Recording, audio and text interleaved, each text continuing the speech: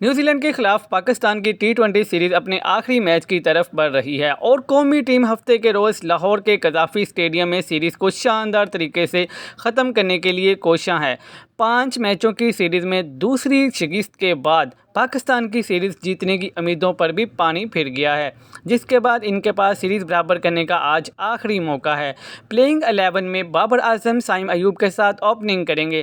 عثمان خان دستانے پہننے کے لیے تیار ہیں، جبکہ فخر زمان مڈل آرڈر میں شاداب خان اور افتخار احمد کے ساتھ اہم رول پلے کریں گے۔ درحسنا آل راؤنڈر عماد وسیم گزشتہ میچ کی تنگ شکست کے بعد دوبارہ میدان میں اتریں گے۔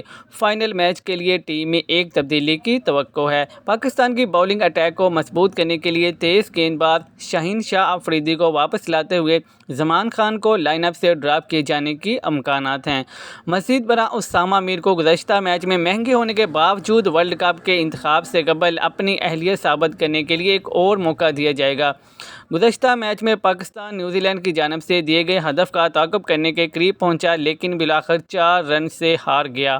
آخری اوور میں عماد وسیم کی کوششیں ٹیم کو فتح کی راہ پر گامزن نہ کر سکیں اور نیوزی لینڈ کے 178 کے جواب میں قومی ٹیم 174 رنز ہی بنا سکی۔